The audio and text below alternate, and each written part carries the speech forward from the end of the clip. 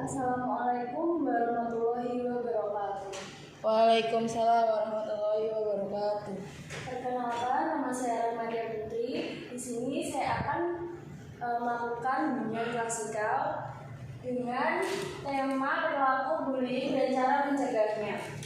Sebelum kita mulai kegiatan hari ini, ada yang bisa memimpin doa? Sebelum memulai kegiatan, kita berdoa menurut kepercayaan masing-masing. Berdoa mulai. Amin. Doa selesai. Nah, kayaknya lawyer semua ya ini. Iya, Bu. Ya, Bu. Gimana kalau kita ice breaking dulu? Nah, Ibu ada ice breaking. Jadi ketika tangan kalian gini, kalian bilang pendek, dan ketika tangan kalian gini, kalian bilang panjang. Bisa ya? Ini untuk melatih konsentrasi kalian. Siap, Bu. 1, 2, 3, panjang. Gini, seharusnya masih gini. Oh, dibalik. Iya, dibalik. Pendek, panjang, pendek, panjang. Bu, tangannya kok gak gerak? Ya, ada instruksi ya. Ya sama harusnya. Ya. Ya. Lagi, panjang. Fokus ya, Mbak. Alhamdulillah. Iya. Panjang, pendek, panjang, pendek, pendek. Ya, nanti hukumannya nanti ya. Sebelum itu, Ibu punya media, yaitu ular tangga. Nah, media ular tangga ini sangat bermanfaat untuk kita dalam mengapresiasikan betapa pentingnya cara mencegah perilaku bullying ini. Nah, kita kembali ke materi.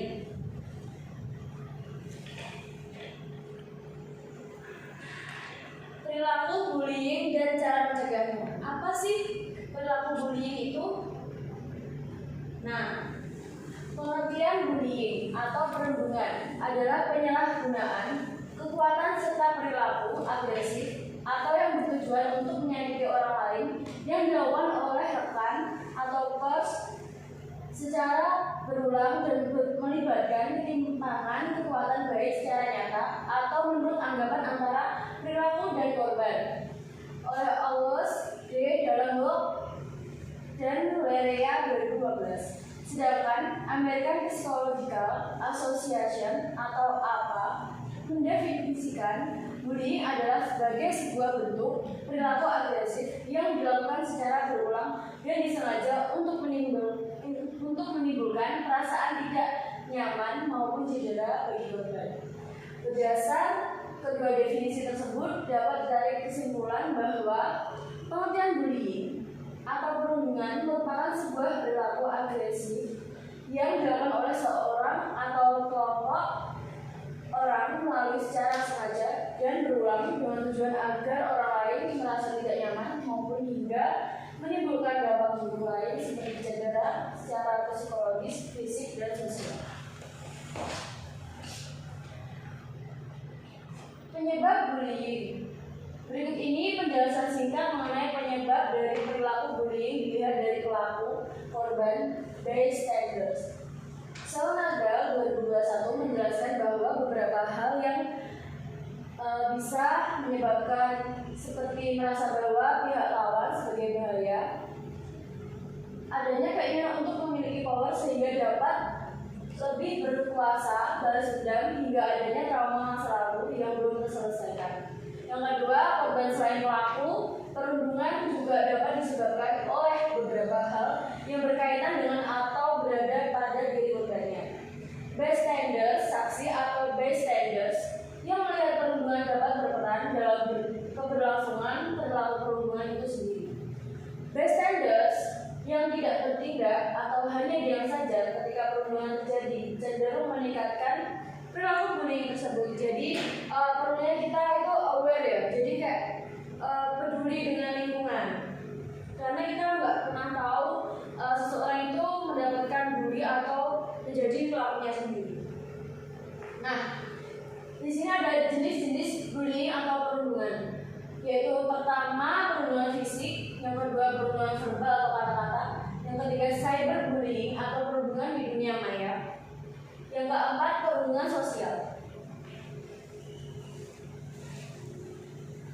Nah, selain dari jenis tadi, ada dampak bullying. Secara umum, dampak jangka pendek yang dapat ditemukan pada korban bullying seperti trauma, psikosomatis, rasa marah, depresi, cemas, penurunan prestasi, motivasi menurun hingga pemikiran untuk bunuh diri. Pada jangka panjang, efek dari perundungan dapat berakibat pada berkurang atau tidak mampunya seseorang untuk beradaptasi saat sudah dewasa, seperti kesusahan mempertahankan hubungan romantis dalam jangka panjang, sulit adaptasi bekerja, dan sebagainya. Nah, selain dari korbannya, kita juga harus mengetahui bagi pelaku bullying. Sedangkan dari sisi pelaku perundungan yang ia lakukan juga dapat berdampak buruk bagi dirinya sendiri, terutama ketika beranjak dewasa. Beberapa di antaranya adalah cenderung lebih banyak terlibat dalam kegiatan kriminal berupa perusakan, penyalahgunaan paksa, menjadi sosok yang abusif, dan sebagainya. Nah, perlunya kita tahu cara untuk mengatasi bullying, yaitu secara umum terdapat beberapa cara yang dapat dilakukan untuk menghentikan perundungan yang terjadi pada diri sendiri atau kita sebagai korban maupun yang terjadi pada orang lain. Yang pertama yaitu komunikasikan dengan orang yang terpercaya mengenai perundungan yang dialami, baik kepada atasan, guru, teman, saudara, pasangan, dan sebagainya. Yang kedua yaitu apabila terjadi di lingkungan formal seperti kantor maupun sekolah, jangan ragu untuk melapor kepada departemen, bagian atau pihak khusus yang dapat dimintai bantuan seperti bimbingan konseling wali kelas.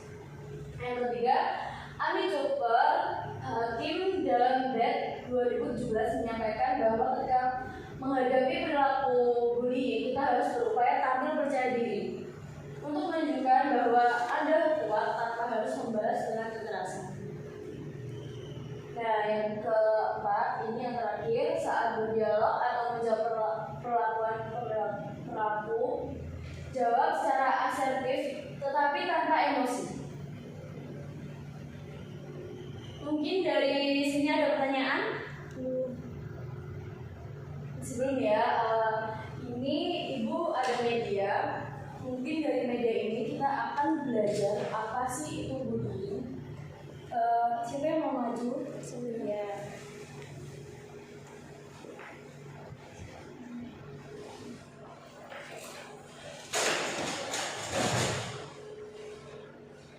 Nah, ini nanti kita cocok darinya.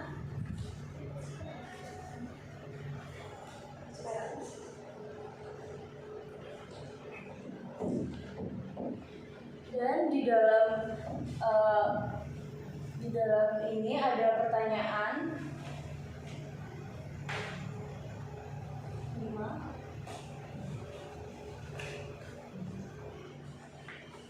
Ya, bisa dibuka dan dibacakan biar teman-teman tahu.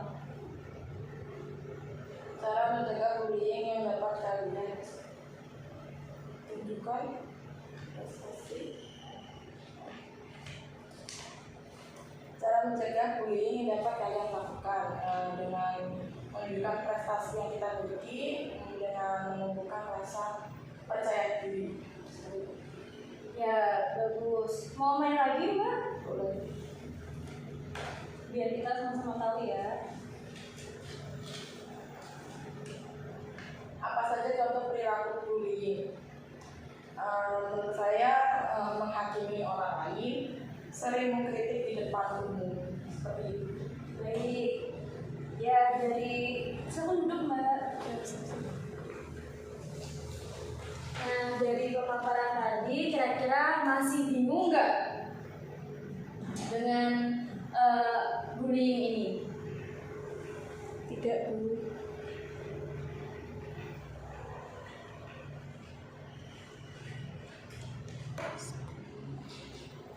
Nah, dari kesimpulan tadi, pentingnya kita itu buat peduli dengan sesama maupun orang terdekat atau orang yang sekiranya kita tidak memahami, sebaiknya kita juga lebih memahami lagi bagaimana itu dampak dan cara mengatasinya itu sangat penting banget, sangat penting sekali.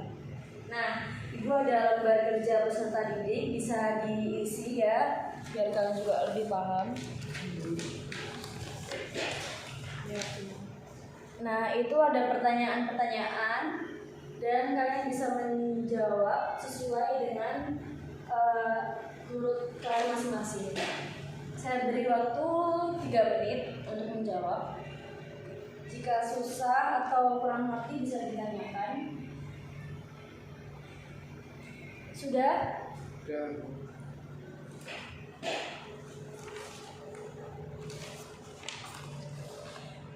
Nah, Ibu harap dari materi kali ini kalian juga paham dengan apa yang saya sampaikan dan semoga bermanfaat bagi kita semua. Dan Ibu akan tutup dengan bacaan hamdalah atau doa bersama. Sekian, jika ada salah kata atau perbuatan, billahi taufiq wal hidayah.